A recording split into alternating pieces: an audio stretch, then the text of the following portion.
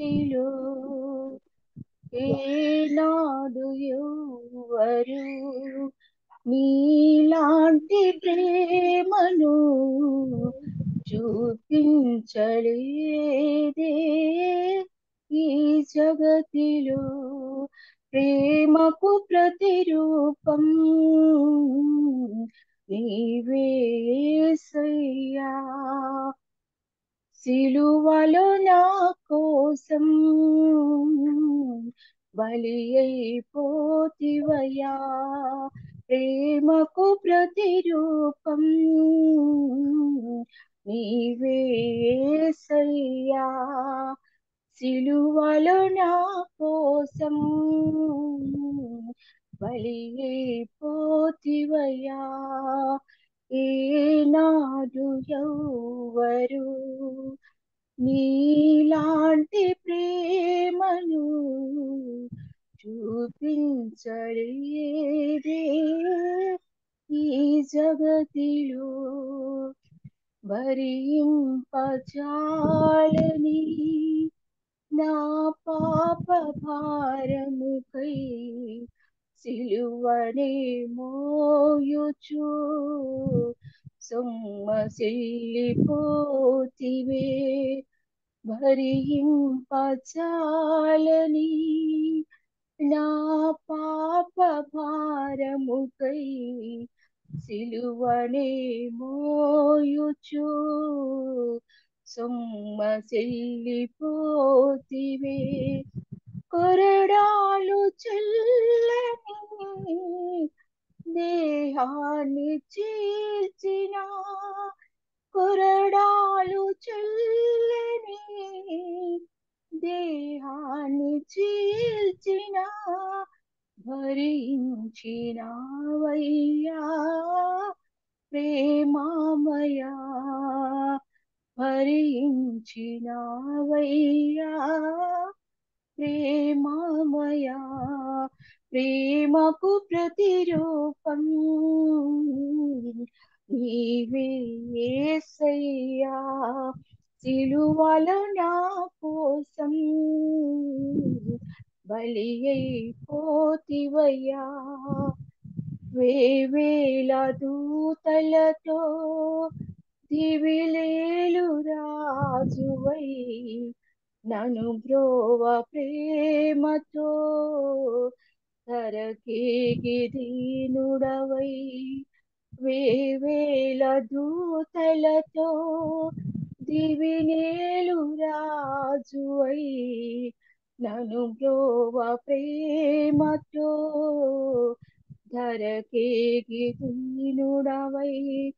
సొగసైన నీ రూపం కోల్పోయే నా కోసం, సొగసైన నీ రూపం కోల్పోయే నా కోసం మరణించినావయ్యా కరుణామయా. మరణించినావయ్యా కరుణామయా. ప్రేమకు ప్రతిరూపం నీవే యేసయ్యా. సిలువలో నా కోసం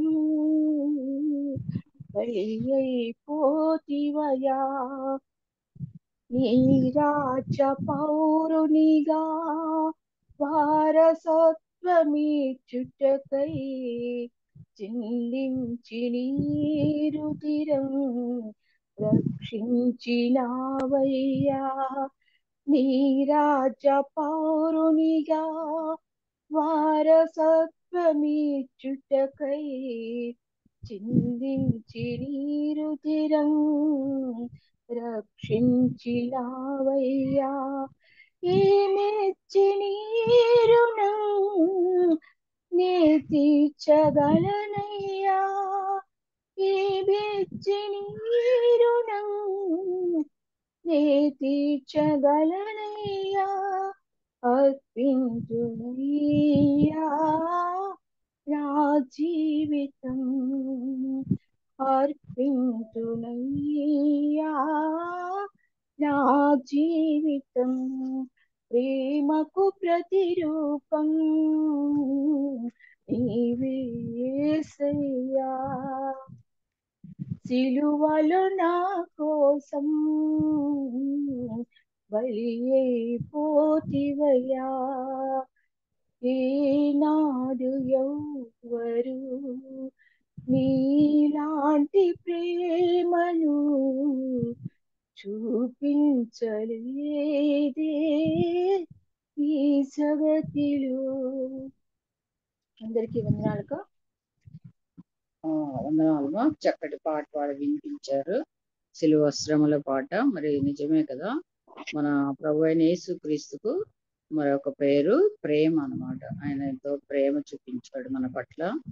మరి ఆయన బలి అయినాడు సిలువలో మన కోసం, మనల్ని ఎంతగా ప్రేమించాడు అనేది మనకు అక్కడ అర్థం అవుతుంది అనమాట. ఆయన ప్రేమకు ప్రతిరూపంగా ఉన్నాడు. సిలువ శ్రమలను మన కోసం ఆయన భరించాడు, మనకు రక్షణ మారు మనసు ఇవ్వటానికి, పరలోక స్వాస్థ్యాన్ని అనుభవించి. చక్కటి పాట పాడి వినిపించారు.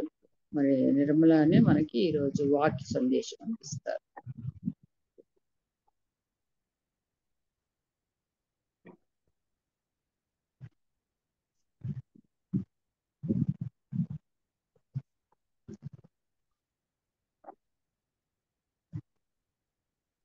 అందరికీ చేరి వచ్చిన జూమ్ మీటింగ్ లో ఎస్ఎస్ఐ వారియర్స్ గ్రూప్ లో చేరిన ప్రతి ఒక్కరికి యేసుక్రీస్తు నామములో వందనాలు తెలియజేస్తున్నా.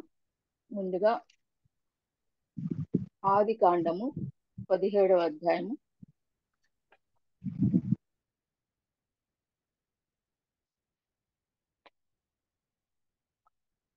5వ వచనం.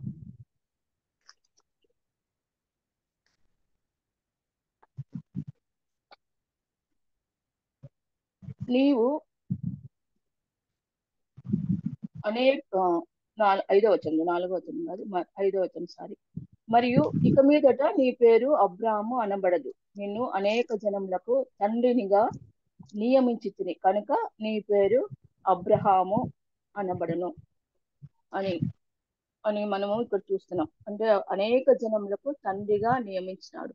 ఇలాగూ మనకు బైబిల్లో నియమించినాడు అంటే దేవుడు మరి అబ్రాహామును అనేక జనములకు తండ్రిగా, అంటే ఫాదర్ ఆఫ్ నేషన్స్ అని మనము ఈయన చూస్తున్నాం అబ్రాహామును. ఇలాగూ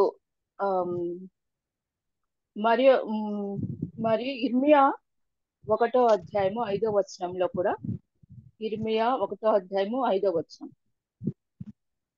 దాంట్లో అక్కడ కూడా ఇర్మియా 1వ అధ్యాయం 5వ వచనంలో దేవుడు ఇర్మియాతో మాట్లాడినప్పుడు, యెహోవాకు నాకు ప్రత్యక్షమై ఇలాగ సెలవిచ్చును, గర్భంలో నేను నిన్ను రీతింపక మునిపే నిన్నెరిగితిని, నీవు గర్భం నుండి బయలుపడక మునిపే నేను నిన్ను ప్రతిష్ఠించుతిని, జనములకు ప్రవక్తగా నిన్ను నియమించుతిని. ఇక్కడ కూడా జనములకు ప్రవక్తగా ఎవరిని దేవుడు నియమించినాడు. ఇప్పుడు మనం కూడా ఇక్కడ అందరు చేరి వచ్చి ఇక్కడ ఉన్నామంటే మనం గర్భంలో రూపింపబడక మునిపే దేవుడు మనందరినీ ఆయన ప్రేమించినాడు కాబట్టి మనం ఇక్కడ ఉంటున్నాం. కేవలం ఆయన కృప కనికరం మన మీద ఉంది కనుక మనము ఎక్కడి వారమో ఎవరి వారమో ఎక్కడ ఉన్నామో అయినా దేవుడు మనందరినీ ప్రేమించి తన రక్తంతో కడిగి పవిత్రులుగా చేసినాడు. మనలను ఏర్పరచుకొని మనల్ని నియమించుకున్నాడు. ఆయన మనల్ని గర్భంలో పడక ముందే ఆయనకు తెలుసు, రూపింపబడక మునిపే నేను ఎరుగుతుని అంటున్నాడు. సో మనందరినీ ఆయన ఎరిగి ఉన్నాడు. కాబట్టి మనం ఈరోజు ఇలా దేవుని వాక్యంలో ఉన్నామంటే, ఎంతో మంది వాక్యం లేకుండా, ఎంతో మంది ఎన్నో విషయాల్లో మరి వారి సమస్యల్లో, వారి ఉద్యోగాల్లో ఎన్నో ఎన్నో సమస్యల్లో ఉంటారు, ఎన్నో ఇబ్బందుల్లో ఉంటారు, మరి వారి డ్యూటీలలో బిజీగా ఉంటారు. అయితే మనకి సమయం ఇచ్చినాడంటే కేవలము దేవుని కృప. మనం ఇక్కడ ఉండి దేవుని నామాన్ని ధ్యానిస్తున్నాము, ఆయన వాక్యాన్ని మనం ఆరాధిస్తూ ఆయన స్తుతిస్తున్నామంటే కేవలం దేవుని కృప. మనల్ని ఏర్పరచుకున్నాడు కాబట్టి మనల్ని ఆయన గర్భంలో రూపింపబడితో మనల్ని ఎరిగినాడు. కాబట్టి మనల్ని రక్షించుకొని ఇన్ని ఏళ్ళు, అంటే మనం పుట్టింది మొదలుకొని ఇంతవరకు మనల్ని కంటికి రెప్పలా కాపాడుతూ మనల్ని మరి ఇంతవరకు సజీవ లెక్కలు అన్నిటికంటే ముఖ్యంగా సజీవులుగా ఉంచినాడు. కేవలము సజీవంగా ఉండడం అది దేవుని కృప. అంతేగాని మన మంచితనం, మన గొప్ప, మనం డబ్బు, మన హోదా ఇవన్నీ ఏం రావు. సజీవంగా ఉన్నాము, ఆరోగ్యంగా ఉన్నామంటేనే దేవుని కృప. కాబట్టి దేవుని స్తోత్రం వందనాలు చెల్లిస్తున్నాం. అలాగే మనల్ని ఎరిగినాడు కాబట్టి మనల్ని ప్రతిష్ఠించుకున్నాడు, మనల్ని నియమించాడు. అబ్రహామును నియమించినాడు అనేక జనములకు. మరి ఇర్మియాను కూడా మరి నిన్ను ఎరిగి నీవు గర్భం నుండి బయలుపడక మునిపే నేను నిన్ను ప్రతిష్ఠించుకుని జనములకు ప్రవక్తగా నియమించినాడు. అబ్రహామును నియమించినాడు జనములకు, ఈయనను జనములకు ప్రవక్తగా నియమించినాడు. అబ్రహాము మనకు తండ్రిగా మరి నియమించినాడు. ఈయనను ఇర్మియాను మరి జనములకు ప్రవక్తగా నియమించాడు. అలాగే మరి బైబిల్లో మరి అలా నియమించడం అనేది అపాయింట్ చేయడం, ఒక ఆఫీసర్ అపాయింట్ చేయడం, ఒక ఏదన్నా ప్రాజెక్ట్ ఇచ్చి ఈ ప్రాజెక్ట్ నీకు ఇస్తున్నాం, మీరు అంతా దీన్ని ఇది చేయాలి, బాగు చేయాలని. లేకుంటే ఒక కమిషనర్ ఉన్నారనుకోండి, ఆ కమిషనర్ కు ఒక పని అప్పగిస్తారు, ఒక టాస్క్ ఇస్తారు. ఆ టాస్క్ లో మీరు ఈ సిటీ మొత్తాన్ని బాగు చేయాలి. అలాగూ మరి ఇర్మియా గారికి దేవుడు ప్రతిష్ఠించుకున్నాడు. ఆయనకు ప్రవక్తగా, జనములకు ప్రవక్తగా నియమించినాడు. అంటే అనేక మందిని తన వైపు తిప్పడానికి, యేసు ప్రభు వైపు తిప్పడానికి ఆయన ప్రవక్తగా నియమించాడు. అలాగే మరి మొదటి తెస్సలోనికలు 5వ అధ్యాయము 9వ వచనంలో చూసినట్లయితే, మరి ఇందుకనగా మన ప్రభు అయిన యేసుక్రీస్తు ద్వారా రక్షణ పొందుటకే మనలను నియమించును. ఇక్కడ చూస్తున్నాం. ఇక్కడ మనము మళ్ళీ ఒకసారి నియమించును అనే మాట మనం గమనిస్తున్నాం. ఎందుకనగా మన ప్రభు అయిన యేసుక్రీస్తు ద్వారా రక్షణ పొందుటకే మనలను నియమించలేదు. ఎవరి ద్వారా రక్షణ పొందుటకు నియమించినాడు? ప్రభు అయిన యేసుక్రీస్తు ద్వారానే రక్షణ పొందుటకు మనల్ని నియమించినాడు. కానీ ఉగ్రత పాలు అవుటకు నియమింపలేదు. మరి మనల్ని అందరినీ, నువ్వు, మీరు, నేను అని కాదు, కానీ మన అందరినీ మరి ఆయన రక్షణ నుండి తండ్రి మనకు రక్షణ పొందుటకే మనల్ని నియమించినాడు. కానీ ఉగ్రత పాలు అవడానికి మనకు నియమించలేదు. కాబట్టి మనందరం రక్షణ పొందున్నామంటే అది కేవలము దేవుడిచ్చిన కృప, దేవుడిచ్చిన అనుగ్రహము. ఆయన ద్వారానే మనము రక్షణ పొందినాం. మరి ఆయన మనల్ని ఉగ్రత పాలు అవ్వాలనుకుంటే అసలు మనకు రక్షణ ఉండేదే కాదు. కాబట్టి ఆయన రక్షణ ఇవ్వడానికి మనల్ని అందరినీ నియమించినాడు, ఉగ్రత పాలు తప్పించడానికి. ఉగ్రత పొందకుండా మనము ఎలాంటి కష్టం పడకుండా, ఎలాంటి సమస్యల్లో చిక్కుకోకుండా మనల్ని రక్షణ అనే మనకు కవచం ఇచ్చినాడు, రక్షణ అనే మనకు ఇచ్చినాడు. కాబట్టి ఆ రక్షణ ద్వారా మనము అనేకులను మరి ఎవరి జీవితాలు అయితే ప్రభువుకు సమర్పించుకుంటారో, మనము దేవుణ్ణి మన హృదయాల్లో అంగీకరించినప్పుడు మనం రక్షణ పొందిన వారంగా మనము ఆయన గుంపుగా చేరి ఉంటాం. కాబట్టి ఎప్పుడైతే మనం దేవుణ్ణి మన హృదయాల్లో యాక్సెప్ట్ చేసినామో అప్పుడు మనకు దేవుడు మనలో ఉన్నాడు. కాబట్టి మనం ఆయన ద్వారా మనకు అనేకమైన ఓదార్పు, అనేకమైనటువంటి సమస్యలను పరిష్కరించేది మార్గాలు బైబిల్ వాక్యం చదివినప్పుడు అనేకమైనటువంటి మరి మనకు ఆదరణ వాక్యాలు ఎన్నో లభిస్తాయి. కాబట్టి ఈ రక్షణ పొందినప్పుడు మనకు మన జీవితంలో ఎంతో మేలు ఉంటుంది. రక్షణ పొందిన వారికి యేసు ప్రభు ద్వారా మనకు ప్రేమ, శాంతి, సమాధానం అన్ని దొరుకుతాయి. ఆయనలో ఉన్నప్పుడు యేసుక్రీస్తు ప్రభువాన్ని మన రక్షణ ఇవ్వడానికే ఈ లోకంకి వచ్చినాడు. పాపం అనే భయంకరమైన ఉగ్రత నుండి కాపాడడానికి, ఆయన మనల్ని రక్షించడానికి ఈ లోకంకి వచ్చినాడు. అంత మాత్రం కాకుండా రోమా 8వ అధ్యాయము 1వ వచనం, కాబట్టి యేసుక్రీస్తునందున్న వారికి ఏ శిక్షా విధియు లేదు. మరి యేసుక్రీస్తునందున్న వారికి ఏ శిక్షా విధియు లేదంటే దేవుణ్ణి ఎవరైతే నమ్ముకొని ఉంటారో, ఎవరైతే ఆయన విశ్వాసం ఉంచి ఆయన అంగీకరించి ఉంటారో వారికి ఏ శిక్ష కూడా లోకంలో లేదు. మరి ఆయన దగ్గర ఉంటాం. మన పాపంలన్నీ ఒప్పుకొని పశ్చాత్తాపడి మన హృదయంలో ఆయనను మనం అంగీకరించినప్పుడు మనకి ఏ శిక్ష అనేది మనకు ఉండదు. మరి రక్షణ ఇచ్చినందుకు దేవునికి ఎల్లప్పుడూ మనం కృతజ్ఞతలు చెల్లింపబద్ధులమై ఉంటున్నాం. ప్రతిరోజు మనం లేస్తూనే ఆయనకు మనము స్తుతులు చెల్లింపబద్ధులమై ఉంటున్నాం. ఎందుకంటే రక్షణ ఉంది కాబట్టి దేవా మాకు ఈ రోజు ఇచ్చినారు, దేవునికి స్తోత్రం అని చెప్పి మనము దేవుని అనునిత్యము దేవుణ్ణి స్తుతింపబద్ధులమై ఉంటున్నాం. అలాగే యోహాను 15వ అధ్యాయము 16వ వచనంలో, మీరు నన్ను ఏర్పరచుకొనలేదు, మీరు నా పేరిట తండ్రిని ఏమి అడుగుదురో అది ఆయన మీకు అనుగ్రహించును, మీరు వెళ్ళి ఫలించుటకును మీ ఫలము నిలిచియుండుటకును నేను మిమ్మును ఏర్పరచుకొని నియమించితిని. ఇక్కడ కూడా మరి అంటున్నాడు, మీరు వెళ్ళి ఫలించుటకును మీ ఫలములు నిలిచియుండుటకును నేను మిమ్మును ఏర్పరచుకొని నియమించితిని. అంటే మనము ఎవరైతే దేవుని నమ్ముకొని ఆయన బిడ్డలుగా ఉంటున్నారో వారందరికీ దేవుడిచ్చే ఉమ్, వాగ్దానం ఏంటంటే, మనము వెళ్ళి ఫలములు ఫలించుటకు, మన ఫలములు నిలిచిండుటకు నేను మిమ్మల్ని ఏర్పరచుకొని నియమించి తిని అని అంటున్నాడు. మరి ఏర్పరచుకొని నియమించినప్పుడు ఆ ఫలములు, మరి ఏ ఫలములు? ఆత్మ ఫలములు ఫలించాలి అన్నప్పుడు క్రైస్తవ జీవితంలో ఆత్మఫలం లేకుండా ఉంటే మన జీవితాలు వ్యర్థం. కాబట్టి వాళ్ళలో ఆత్మఫలములు అనేటివి ఏమనగా, మరి ఆత్మఫలములు గల్తీ రాసిన పత్రిక 5వ అధ్యాయము 22 దాంట్లో మరి చదివినట్లయితే, ఒక్క నిమిషం. గలతీ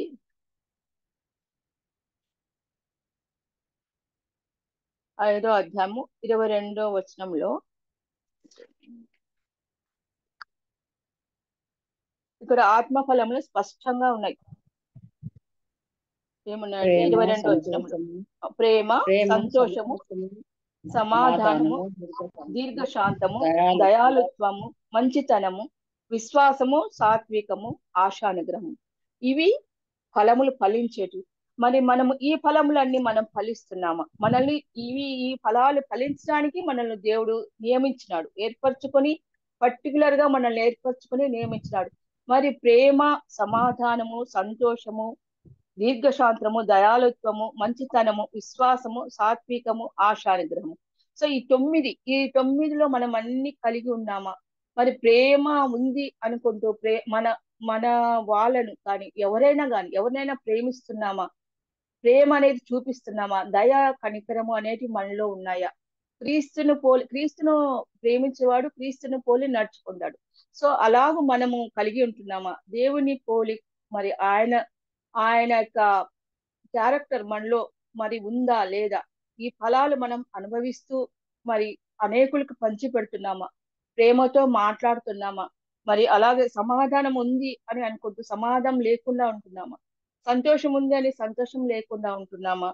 మరి దీర్ఘశాంతం, మనకు ఏదైనా దీర్ఘశాంతంగా ఉండాలి. చాలా కొంతమంది పేషెన్స్ అస్సలు ఉండదు. ఏమైనా మాటలంటే అసలు పకామని కోపం వచ్చేస్తుంది. అలా లేకుండా దీర్ఘశాంతము, ప్రేమ సమస్త దోషం కప్పును, దీర్ఘశాంతం వల్ల ఎన్నో జయిస్తారు. మరి కొట్లాటలు జరగకుండా, ఎన్నో ఇబ్బందులు రాకుండా. మరి అలాగూ మరి మంచితనం అనేది మనం కలిగి ఉంటున్నామా? ఎవరైనా మన దగ్గరకు వచ్చి ఏదైనా సహాయం చేయడం, మన చేతనే సహాయం చేస్తున్నామా? అసలు మరి నీ పొరుగువాడు ఎవరైనా మన దగ్గరికి వచ్చినప్పుడు, ఏదైనా ఆశించినప్పుడు, ఏదైనా అక్కర ఉంది అని అడిగినప్పుడు మనం వారికి ఏమైనా సహాయం చేయగలుగుతున్నామా? మరి ఏం లేదని పొమ్మంటాడు. ఇవన్నీ మన ఆత్మఫలములు అంటే మనలో దేవుడు ఇచ్చిన ఈ ఫలాలు ఫలించాలి. ఈ ఫలాలు ఫలించినప్పుడు మనము ఆటోమేటిక్ గా దేవుణ్ణి మనము కలిగి ఉంటాం. సో ఆత్మఫలం లేని క్రైస్తవ జీవితము వ్యర్థం అంటున్నారు. మరి మామూలుగా అయితే మనము ఆశా నిగ్రహం అనేది సెల్ఫ్ కంట్రోల్ అంటే మనము చిన్న చిన్న విషయాలు, మరి టీవీ పెట్టింటాం అనుకోండి, ఆ టీవీ బంద్ చేయాలి అని అన్నప్పుడు బంద్ చేసే కెపాసిటీ, బంద్ చేసే యొక్క మనస్సు మనకు ఉండాల. సెల్ చూస్తున్నా కంటిన్యూగా చూస్తున్నాం అనుకోండి, అది చూస్తూనే ఉంటాం, ఏదో ఒకటి వస్తుంటే చూస్తుంటాం. అలా కాకుండా మనము మన యొక్క సెల్ఫ్ కంట్రోల్ మనలో ఉన్నప్పుడు ఆటోమేటిక్ ఇవి మనకు సంబంధం కానివి కాబట్టి మనం ఇవి తప్పించాలి. మనం సెల్ ను ఆఫ్ చేయాలి అని మనం ఆశా నిగ్రహం కలిగి ఉండాలి. అలాంటప్పుడు అలా కలిగి ఉన్నప్పుడే మనము దేవునికి ఇష్టకరంగా జీవించగలిగిన వారమవుతాం. ఇవన్నీ కూడా దేవునితో సహవాసం చేయటం వలన, దేవుని వాక్యం అనుదినము మనము మరి చేయడం వల్ల, అనుదినము వాక్య ధ్యానం చేయడం వల్లనే మనకు వస్తాయి. కానీ మనకు ఊరికి ఒట్టిగా మనకు రమ్మంటే ఇవి రావు. ఎందుకంటే వాక్యం చదవడం వల్లనే మన జీవితాలు సరి చేసుకోవచ్చు. మన జీవితాలు బాగు చేసుకోవాలంటే, బాగుపడాలంటే దేవుని వాక్యము అనుదినము ధ్యానిస్తూ ఉండాలి. మరి అర్థం కాకపోని కూడా చదివితే ఆటోమేటిక్ గా అరే ఈ వాక్యం ఇక్కడుంది అరే మాకు అని అనేసి మనకు ఆటోమేటిక్ గా మనకు తెలిసిపోతుంది. కాబట్టి ఈ ఆత్మ ఫలాలు ఫలించడం వల్ల దేవుడు మనతో సహవాసం చేసినప్పుడు, దేవునితో మనం సహవాసం చేసినప్పుడు ఆయన మనకు దగ్గరగా ఉంటాడు. మనకు దగ్గరగా ఉన్నప్పుడు మనము ఇవన్నీ ఈ ప్రేమ, సమాధానం, సంతోషం, దీర్ఘశాంతము, మంచితనము, దయాళుత్వము ఇవన్నీ కలిగి ఆశానిగ్రహం కలిగి మనము ముందుకు సాగగలము. ఆయన కృప ద్వారా, ఆయన వాక్యం ద్వారా మనము ముందుకు సాగగలం. అలాగే గల్తీలోనే 19వ వచనం చూడండి ఒకసారి.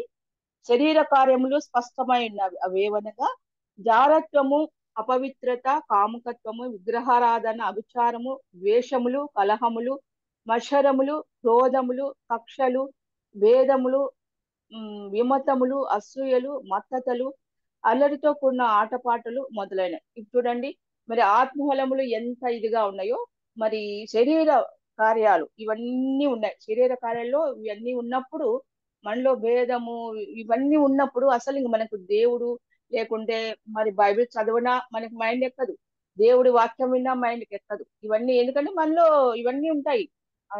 శరీర కార్యాలు అనేటివి. శరీర కార్యాలు స్పష్టమైన అంటే జారత్వం, అపవిత్రత, కామకత్వం, విగ్రహారాధన, విచారము, ద్వేషము, కలహం ఇవన్నీ మనలో ఉన్నప్పుడు మనం దేవుని వాక్యం వైపు కూడా చూడము. అసలు ఆ వాక్యం వినడానికి కూడా మనసు అంగీకరించదు మామూలుగా. కాబట్టి మనం దేవుడు చెప్పిన రీతిగా మనము ఆయన మనం ఫలించుటకు, మీరు వెళ్ళి ఫలించుటకు మీ ఫలం నిలిచినటకును నేను మిమ్మల్ని ఏర్పరచుకొని నియమించి తిని. సో ఈ వాక్యము ఎంత స్పష్టంగా మనకి ఇచ్చినాడంటే మీరు వెళ్ళి ఫలములు ఫలించుటకును మరి నిలిచి నేను మిమ్మును ఒక్కసారి మీరు నన్ను ఏర్పరచుకొనలేదు, మీరు నా పేరిట తండ్రిని ఏమి అడుగుదురో అది ఆయన మీకు అనుగ్రహించును. మీరు వెళ్ళి ఫలించుటకును మీ ఫలము నిలిచియుటకును నేను మిమ్మను ఏర్పరచుకుని నియమించుకున్నాడు. సో మనల్ని నియమించుకున్నాడు అంటే ఏర్పరచుకున్నాడు, మనల్ని ఆయన బిడ్డలుగా ఏర్పరచుకున్నాడు, నియమించుకున్నాడు. కాబట్టే మనము ఈ రోజు ఇలాగూ మరి గత కొన్ని ఏళ్లుగా మరి ఎస్తర్ ప్రేయర్ వారియర్ గ్రూప్ లో కొన్ని ఏళ్లుగా వాక్యము, పాటలు, మరి ప్రార్థనలు జరుగుతున్నాయంటే అది కేవలం మరి కెజక్క గారిని అన్న రూపసాడ్ గారిని ఆయన పరిచర్య చేయడానికి వారిని ఏర్పరచుకొని నియమించుకున్నాడు. కాబట్టి మరి డెడికేషన్ తో సంపూర్ణమైనటువంటి వాళ్ళ జీవితాలు సేవకి అంకితం. అన్న అంత పెద్ద ఉద్యోగం చేసినప్పటికీ కూడా అన్న వారెంట్ విఆర్ఎస్ తీసుకున్నారు, మరి సేవ చేస్తున్నాడు. సో అన్నను ఏర్పరచుకొని నియమించుకున్నాడు. కాబట్టి అన్న ఇద్దరు సేవ చేస్తున్నారు. ఇలాగ మనల్ని మరి మేమైతే ఉద్యోగాలు చేసి నియమించుకున్న ఉద్యోగాల్లోనే మేము దేవునికి ఇష్టకరంగా మహింకరంగా జీవించాలని మేము కూడా అలాగే ప్రయాసపడినాము. మా ఉద్యోగాలు కూడా కంప్లీట్ అయిపోయినాయి, రిటైర్మెంట్ కూడా అయిపోయినాం. సో అలాగ ఇప్పుడు ఒక ఉద్యోగం ఇచ్చినప్పుడు మరి టీచర్ ఉద్యోగం నియమించినప్పుడు ఆ టీచర్ ఉద్యోగానికి న్యాయం చేయాలి మనం.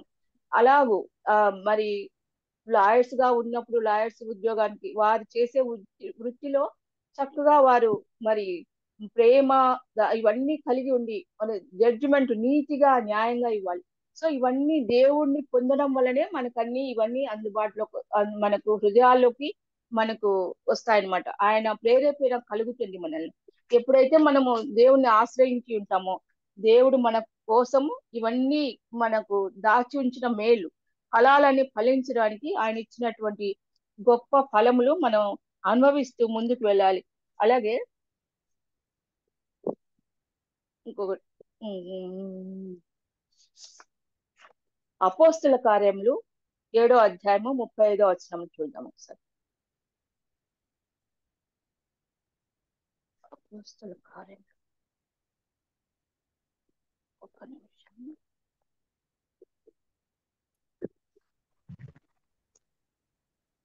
7వ అధ్యాయము 35వ వచనం. అధికారిని గాను తీర్పరిని గాను నేను నియమించిన వాడెవడని వారు నిరాకరించిన ఈ మోషేను అతనికి పొదలో కనబడిన దేవదూత ద్వారా దేవుడు అధికారిని గాను విమోచకుని గాను నియమించి పంపెను. ఒక థ్యాంక్ యూ.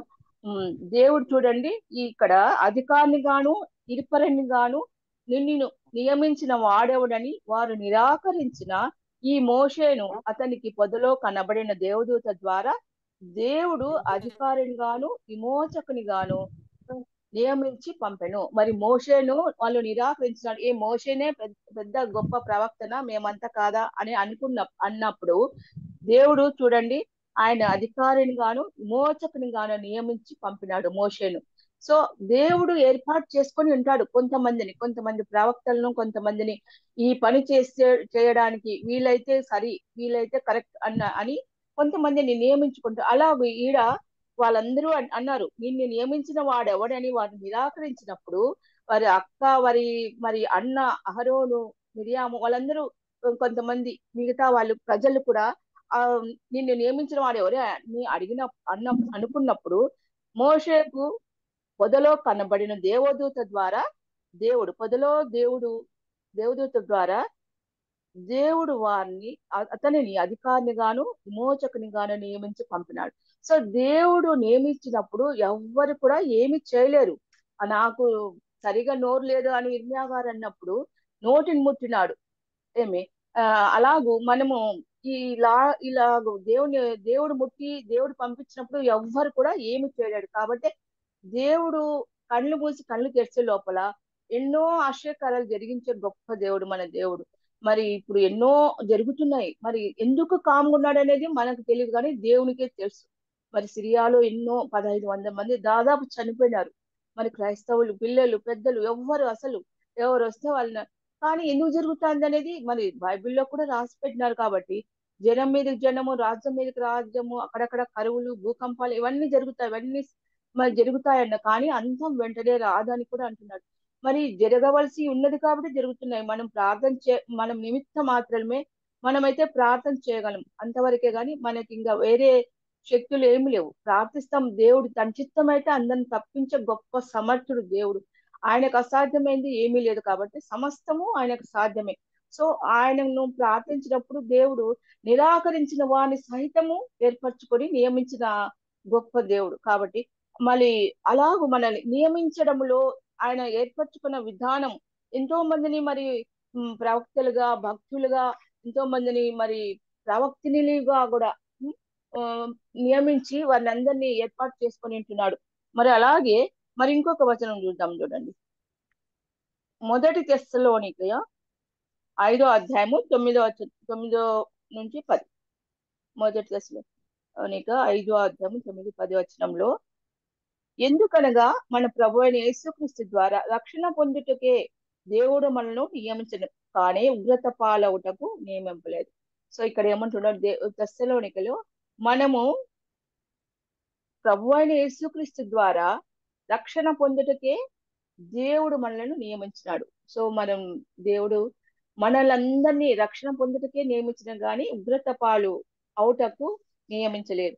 అలాగే మరి యోహాను కాదు, 1 తిమోతి 1 అధ్యాయము 12వ వచనం.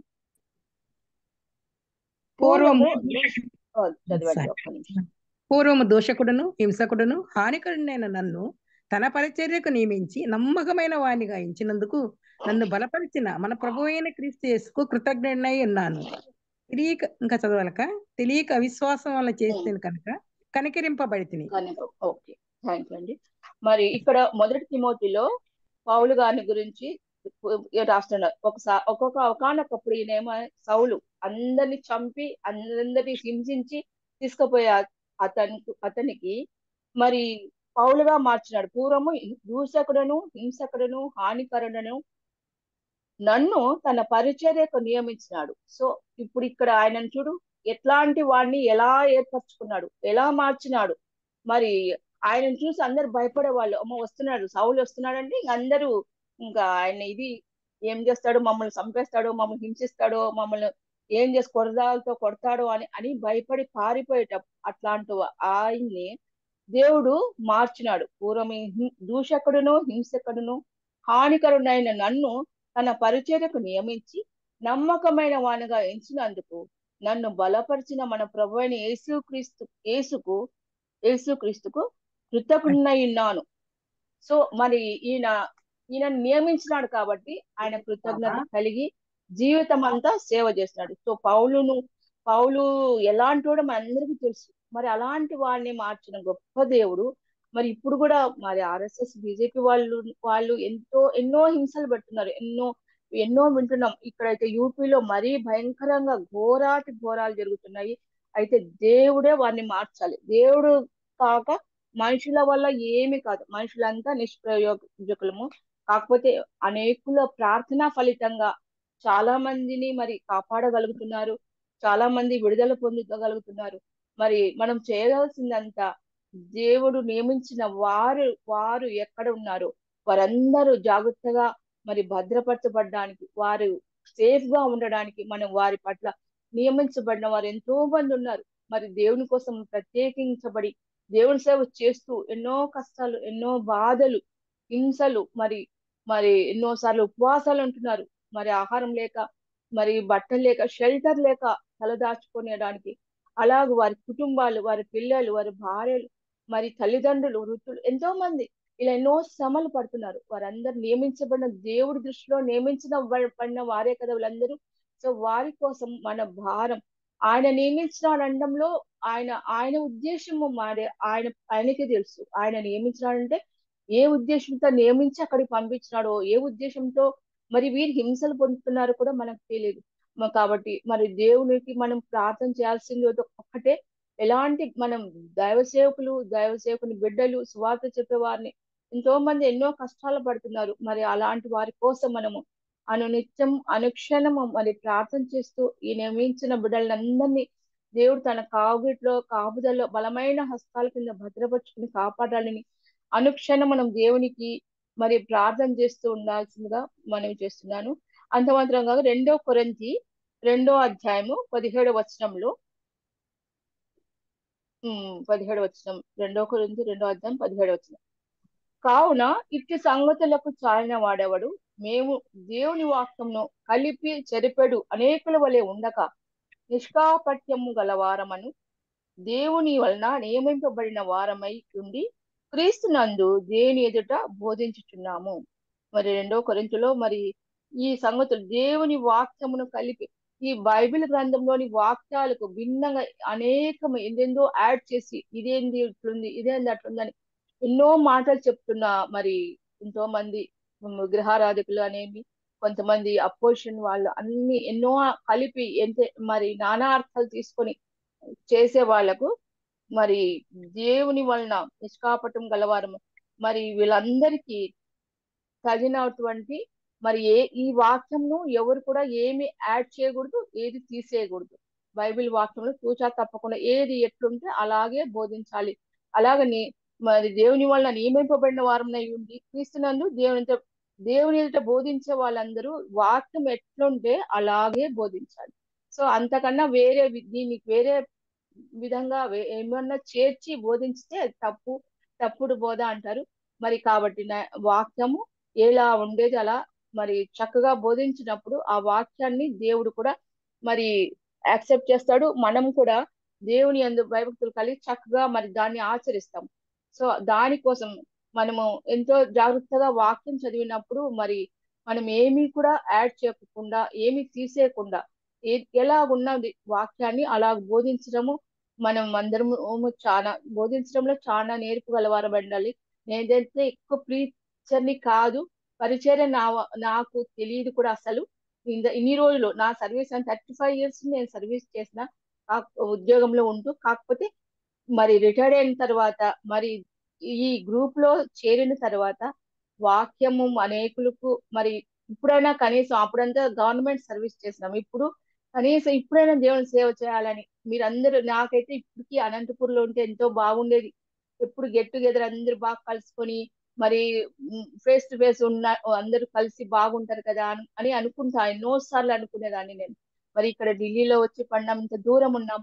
కాకపోతే అయినప్పటికీ మరి నన్ను అప్పుడప్పుడు గుర్తు పెట్టుకొని మరి వాక్యంకి ఇన్వైట్ చేస్తూ మరి వాక్యం చెప్పమని ఎంకరేజ్ చేస్తున్న ముఖ్యంగా కేజక్క గారిని, మరి అలాగే వింటున్న మీ అందరికి కూడా మరి నేను ఎంతో వందనాలు. నాకు ఇచ్చిన అవకాశాన్ని బట్టి కూడా మీ స్తోత్రాలు, దేవునికి స్తోత్రాలు, మీకు వందనాలు చెల్లిస్తున్నా. ప్రత్యేకంగా మరి లూకా సువార్తలో మరి ఒక వచనం ఇది నియమించడంలో మనం చూస్తాం. లూకా సువార్త 10వ అధ్యాయము 1 నుంచి 3 వచనాలు. లూకా 10. అటు తరువాత ప్రభువు చెప్తుందనక చదవండి మాకు 70 మంది చదవండి. ఇతరులను నియమించి అటు తరువాత ప్రభువు 70 మంది ఇతరులను నియమించి తాను వెళ్ళబో ప్రతి ఊరికిని ప్రతి చోటికిని తనకంటే ముందు ఇద్దరిద్దరినిగా పంపెను. పంపినప్పుడు ఆయన వారితో ఇట్లనెను, కోత విస్తారంగా ఉన్నది గాని పనివారు కొద్ది మందియే. కాబట్టి కోత యజమాని తన కోతకు పనివారిని పంప వేడుకొనుడి. మీరు వెళ్ళుడి, ఇదిగో తోడేళ్ల మధ్యకు గొర్రె పిల్లలను పంపినట్లు నేను మిమ్మును పంపుచున్నాను.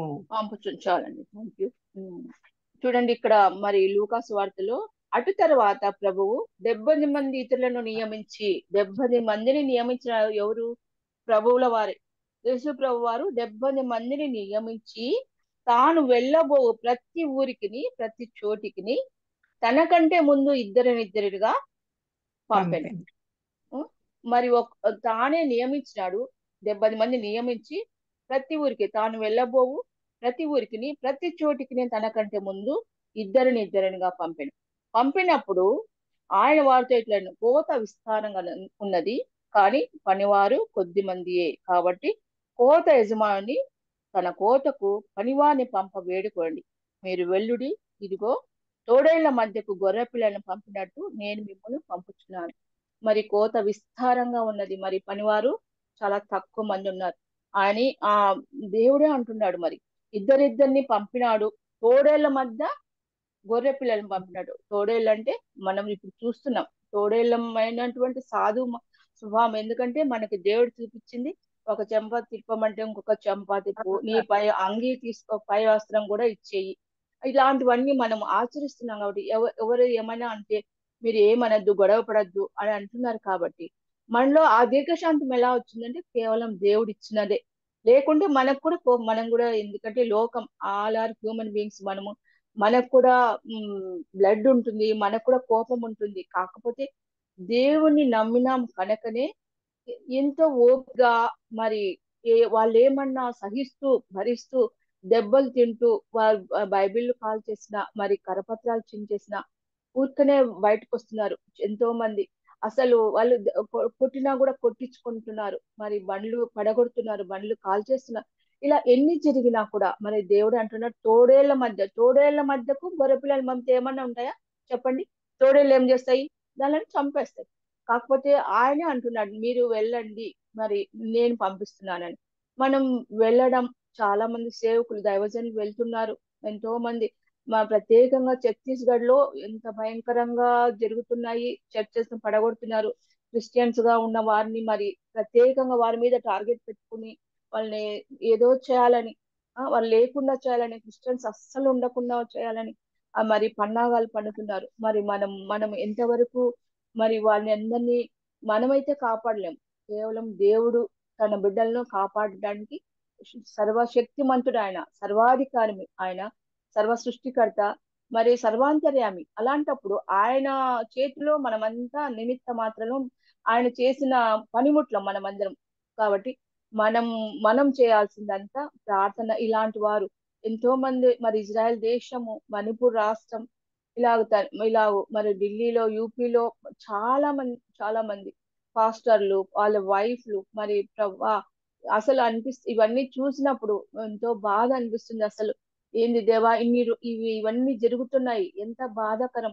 దేవుని ఒక పక్కనేమో సర్వలోకానికి వెళ్ళి సర్వ సృష్టికర్తను ప్రచురించండి అని అన్నప్పుడు, మరి సర్వ సృష్టికర్తను గూర్చి స్వార్థ చెప్పేటప్పుడు ఎన్నో ఇబ్బందులు, ఎన్నో ఆటంకాలు వస్తున్నాయి.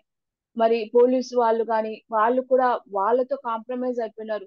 మరి వాళ్ళకు అసలు మన వాళ్ళకంటూ సపోర్ట్ ఇచ్చే వాళ్ళు ఎవరు ఉన్నారంటే కేవలం దేవుడు. ఆయన పరిశుద్ధాత్మ కార్యం జరిగిస్తేనే తప్ప మరి మనల్ని కాపాడేవారు ఈ లోకంలో ఎవ్వరు లేరు. కాబట్టి ఆయన వైపు చూస్తూ ఆయనను మనం ఆయన మీద గురి పెట్టుకొని ఆయన కోసం మనం నిలబడి ధైర్యంగా ఉండాలి. ధైర్యంగా మనము ఇలాంటప్పుడు ఒక్కోసారి చాలా బలహీనలు అవుతాం. ఒక్కొక్కసారి అలా బలహీనులు కాకుండా ధైర్యంగా ఉంటూ ముందుకు సాగాలి. ఆయన చేసిన ఈ యొక్క మరి ఎన్నో వాగ్దానాలు ఆయన నియమించడంలో ఆయన ముఖ్యోద్దేశం ఏమై ఉంటున్నదో మనకు తెలియదు. ఎంతమంది పాస్టర్లను ఆయన నియమించి పంపిస్తున్నాడో, ఎంతమంది సేవకులను ఆయన నియమించి ఏర్పాటు చేసి అభిషేకించి మరి ఆయన సేవ కోసం మరి పంపించినప్పుడు అనేకులు మరి ఖాళీ ఉమ్, మరి ఒత్తి హస్తాలతో బయటికి వెళ్ళి సేవ చేసిన సేవకులు కూడా ఉన్నారు. మరి ఇప్పుడు ఎంతో మంది ఆ సేవకులు ఎంతో అభివృద్ధిలో కూడా వచ్చిన వారు ఉన్నారు. మరి ఇవన్నీ మరి చూచినప్పుడు మరి దేవుని రాకడ సమీపిస్తున్నది. మరి రాకడకు మనం అందరం సిద్ధపడి చక్కగా ఆయన సేవలో ముందుకు కొనసాగుతూ ముందుకు సాగాలని మనం మరి దేవుని ద్వారా హెచ్చరింపబడుతున్నాం. అలాగే మరి సాధు సుందర్ ఒక చిన్న ఇది చెప్పేసి నేను ముగిస్తాను. సాధు సుందర్ సింగ్ గారికి ఎవరో బైబిల్ ఇచ్చినారు. మరి ఆయన బైబిల్ ఇచ్చినప్పుడు ఆయన మామూలుగా అన్ని పుస్తకాలు చదివినాడు. అన్ని పుస్తకాలు చదివిన ఆయనకు దాంట్లో మతపరమైన హిందూ మతపరమైన సంబంధము అన్ని చదివినప్పుడు మరి బైబిల్ అంటేనే ఆయనకు అసలు ఇష్టం లేదు. అలాంటప్పుడు ఆయన ఒకసారి బైబిల్ తీసుకొని కాల్ చేసినాడు. కాల్ చేస్తున్నప్పుడు ఆయనకు ఒక ఆలోచన, అరే నేను అన్ని పుస్తకాలు చదివినా ఈ బైబిల్ ఎందుకు చదవలేదు? బైబిల్ కూడా చదివింటే ఎంతో బాగుండేది. మరి ఎందుకు చదవలేదు అనుకున్నాడు. సరే ఏదేమైనా నాకు ఇంతవరకు నేను ఎందుకు ఇక్కడికి వచ్చినాను, నా తల్లి గర్భంలో ఎందుకు పుట్టినాను, ఎందుకు ఇలా ఉన్నాను, అవన్నీ తెలుసుకోవాలంటే నిజమైన దేవుడు నాకు కావాలి అని అనుకుని పొద్దున్నే లేచి చల్లనీళ్ళతో స్నానం చేసిపోయి రూమ్ లో కూర్చొని మరి ప్రార్థన చేసినప్పుడు ఆయనకు మరి మన దేవుడు ప్రత్యక్షమై ఆయనకు నేనే మార్గము సత్యము జీవం అనే వాక్యము ఆయనకు వినబడింది. ఆ వాక్యం ద్వారా ఆయన నిజంగా దేవుని వాక్యం దేవుడు నేనే మార్గం సత్యము జీవమై ఉన్నాను అని అన్నాడు. కాబట్టి ఆయన లోకమును ఎంతో ప్రేమించాడు. కాబట్టి సాధు సుందర్ సింగ్ గారిని కూడా ఆయన నియమించుకున్నాడు. కాబట్టి ఆయన సేవ అమోఘమైన సేవ. సాధు సుందర్ సింగ్ గారు తన కాళ్ళలో రక్తం కారుతుంటే కూడా సేవ చేస్తూ అలాగే ముందుకు వెళ్ళాడు. ఆయనకు అసలు రక్తసిక్తమైన పాదాల గల మరి దైవజనులని ఆయన కూడా అంటారని అని వింటున్నాం. మరి అంత సేవ ఆయన చేశాడు. వాళ్ళ కుటుంబంలో నుంచి వెలివేయబడినప్పటికీ కూడా ఆయన చక్కగా దేవుని సేవ చేసి అరణ్య ప్రాంతంలో కొండ ప్రాంతాలు అక్కడ ఇక్కడ పల్లెలు పట్టణాలు అని ఎక్కడ లేకుండా నడుచుకుంటూ కాలినడకతో ఆయన ఎంతో అమోఘమైన సేవ చేస్తూ ఆయన ముందుకు సాగినాడు. ఇలాంటి గొప్ప గొప్ప దైవజనులు ఎంతో మంది మరి సేవలు చేస్తూ ముందుకు సాగినప్పుడు మనము మరి అయితే దేవుడు మనకు అన్ని ఇచ్చి మరి ఇంట్లో ఉంటున్నాం చక్కగా, మరి మనకు ఏ తొందర లేకుండా ఇంట్లో చల్లగా హాయిగా ఫ్యాన్ల కింద ఏసీల కింద కూర్చొని ఉంటున్నాం. కాకపోతే ఈ సేవకులను ఈ యొక్క మరి ఇబ్బందులు పడుతున్న సేవకులను వాళ్ళందరినీ చూసినప్పుడు ఎంతో భారమైన మనసుతో మనం వారందరి కొరకు భారంగా బద్దలమై ఉంటున్నాం. ఎందుకంటే భయంకరమైన సమస్యలు, భయంకరమైన వేదనలు, అసలు కొన్ని వీడియోస్ చూస్తుంటే అసలు ఆ సిరియా దేశం వాళ్ళని చూస్తుంటే అసలు భయంకరం, అసలు చూడలేకపోతాం. అలాంటివి చూడలేక మరి సగంలోనే ఆపేయాల్సి వస్తుంది. అలా ఎందుకు కొడుతున్నారు? సిరియాలో ఎంతో మంది క్రైస్తవులందరినీ భేదం లేకుండా పిల్లలు పెద్దలు అని తారతమ్యం లేకుండా మరి అలాగే ఎందుకు చేస్తున్నారో అర్థం కాకుండా మరి చాలా బాధ అనిపిస్తుంది. మన వరకు మనం ఇక్కడ సేఫ్ గా ఉన్నాం అనిపిస్తుంది.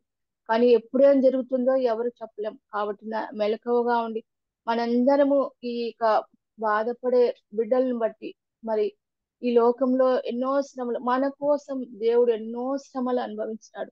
మనకు ఉచితంగా రక్షణ ఇవ్వడానికి ఉచితంగా సమస్తము మనకు ఆయన సమకూర్చినాడు. మన పాపం నిమిత్తము ఆయన పొందిన దెబ్బల ద్వారా మనకు సంపూర్ణ స్వస్థత, మనకు ఆరోగ్యం ఇవ్వడానికి, మనకు అందం ఇవ్వడానికి, మనకు ధనవంతులుగా చేయడానికి, మనందరినీ ధనవంతులుగా చేయడానికి ఆయన అసలు దారిద్ర్యతను అనుభవించి ఈ లోకానికి వచ్చి అసలు 3వ దినం చనిపోయి తిరిగి లేచి మనకు ఇచ్చిన గొప్ప దేవుడు మన దేవుడు. మరి హిందువులు ఎందుకు నమ్మరో అర్థమే కావట్లేదు. అసలు ఎంత చెప్పిన వాళ్ళకి బుర్రకు కూడా ఎక్కదు. మరి దే వాళ్ళ దేవుళ్ళు చెట్టు పుట్ట పెట్టుకుంటారు.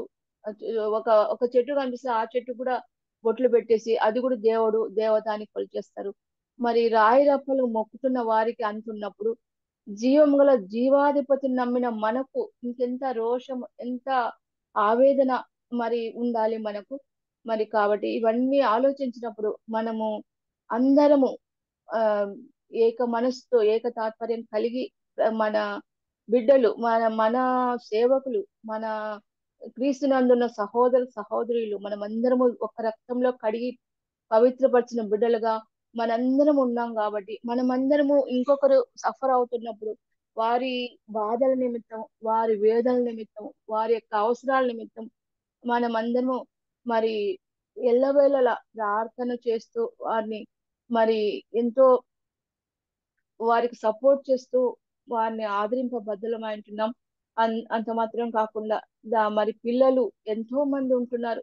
పిల్లలు, చంటి పిల్లలు ఎలా ఉన్నారో ఒక్కోసారి ఆలోచించినప్పుడు భయంకరమైన వేదన కలుగుతుంది. మన ఇంట్లో చిన్న పిల్లలు ఉన్నారు కదా, వారు కొంచెం లేట్ అయితే, మరి మా మనమరాలు ఉంది, ఆ పాప 2 ఏళ్ళు అయిపోయింది. కొంచెం లేటుగా పాలు ఇచ్చినామంటే ఇంకా అయిపోయి ఇల్లంతా ఎగిరిపోయేటట్టు ఏడుస్తుంది.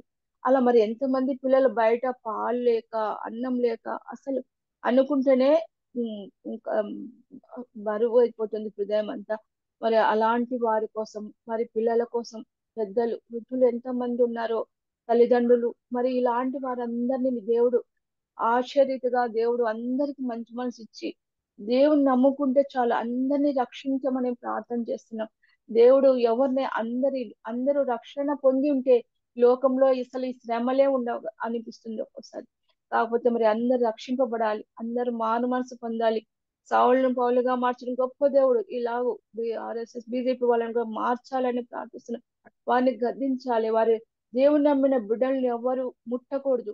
మరి ముట్టినప్పుడు మరి దేవుడు చూస్తూ ఊరికే ఉండేవాడు కాదు. రక్షింపక నేరకున్నట్లు నా హస్తములు కురుచ కాలేదు, విననేరకున్నట్లు నా చెవులు మందం కాలేదు అంటాడు. మరి అలాంటప్పుడు ఆయన ఆయన చేతులు కుర్చగా లేవు, ఆయన చెవులు వినకుండా ఉండలేదు. మరి తనకు నిజంగా మొరపెట్టు వారికి అంటే తనకు మొరపెట్టే నాకు మొరపెట్టుము, నేను నీకు ఉత్తరం ఇస్తాను. నిజంగా మొరపెట్టు వారికి తప్పకుండా ఆయన సహాయం చేసే గొప్ప దేవుడు. ఆఖరి క్షణంలోనైనా తప్పకుండా ఆయన వస్తాడు, చెయ్యి విడిచిపెట్టడు, ఎత్తి పట్టుకొని కాపాడే గొప్ప దేవుడు. కాబట్టి ఆయన ఎందుకు భయభక్తులు కలిగి మనము ఎల్లప్పుడూ ఆయన నామాన్ని, ఆయన ఏమి ఇచ్చినా మనం యాక్సెప్ట్ చేయాలి. అది మాత్రము ఆయన ఇష్టమే. కాకపోతే మనం చేయాల్సిందంతా ప్రార్థన. ప్రార్థనలో ఎన్నో విజ్ఞాపనలు, ఎందుకంటే మరి హెజ్కేలుకు ఆయుష్ పొడిగించినాడు.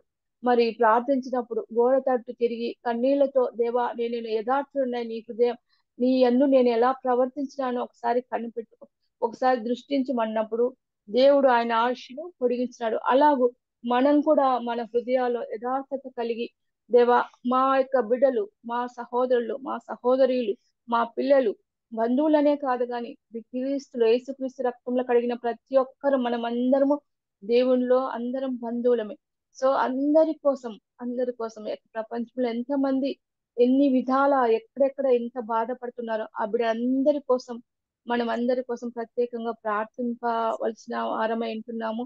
మరి అంత మాత్రం కాకుండా ఈ విషయాలు అందరికి తెలిసి ఉంటాయి. ఇవన్నీ ప్రతి ఒక్కరు మరి న్యూస్లలో ఇవన్నీ వస్తూనే ఉన్నాయి. మరి అందరూ మరి ప్రతిరోజు కూడా మరి ప్రార్థన జరుగుతూనే ఉన్నాయి. చాలా స్థలాల్లో కూడా ప్రేయర్స్ జరుగుతున్నాయి. ఎవ్రీ ఎవ్రీ మరి డే కూడా ప్రార్థిస్తూ చైన్ లాక్ ప్రేయర్ లో ఉంటూ ఎంతో మంది ఇచ్చేస్తున్నారు. అందరిని బట్టి నేను దేవుని కృతజ్ఞతాస్తులు చెల్లిస్తున్నాను. మీ అందరికి కూడా నా యొక్క కృతజ్ఞతాస్తులు. మీ అందరూ మరి నా కోసం, నా కుటుంబం కోసం మరి ప్రార్థన చేయండి. మరి మా బిడ్డలు, చిన్నపిల్లలు, మరి మనవలు, మనవరాళ్ళు, మరి మా కొడుకు భవిష్యత్తు కోసం ప్రార్థన చేయండి. మరి ఈ మధ్య కాలంలో కొంచెం నాకు షుగర్ కొంచెం ఎక్కువ అయినట్టుంది. మరి అంటే టెన్షన్ వల్ల, పిల్లల వల్లనేమో ఏదేమైనా మరి కొంచెం ఐస్ కూడా కొద్దిగా ప్రాబ్లం ఉంది. కంట్లో కొంచెం నీరు వస్తా ఉంది. మరి చూపించుకోవాలి. మరి ఇక్కడికి వెళ్ళాలంటే భయం వేస్తుంది. ఢిల్లీ మరి ఎట్లాంటి వాళ్ళో ఏమో అనేసి భయం వేస్తుంది. ఇదేమైనా మరి దేవుడికి అప్పగించి, దేవా నువ్వే నన్ను ముట్టి స్వస్థపరచమని అడుగుతున్నా. చూద్దాం. మరి తిరిగి నేను ఎప్పుడైనా అనంతపురికి వచ్చినప్పుడు అక్కడ చెక్ చేయించుకోవాలనుకుంటున్నా. మరి దేవుడి చిత్తం అయితే మరి నెక్స్ట్ మంత్ కానీ ఆ నెక్స్ట్ మంత్ కానీ రావాలనుకుంటున్నాం. మరి మా కోసము, నా కోసం, మా కుటుంబం కోసం ప్రార్థన చేయండి. మీ అందరూ మరి నాకు ఇచ్చిన మరి ఇక సదవకాశాన్ని బట్టి నేను ప్రభువును స్తుతిస్తున్నాను. ప్రత్యేకంగా గిరిజక్క గారికి నా ఒక ప్రత్యేకమైన వందనాలు చెల్లిస్తూ, మీ అందరికీ నా వందనాలు చెల్లిస్తూ యేసుక్రీస్తు నామములో ముగిస్తున్నాను.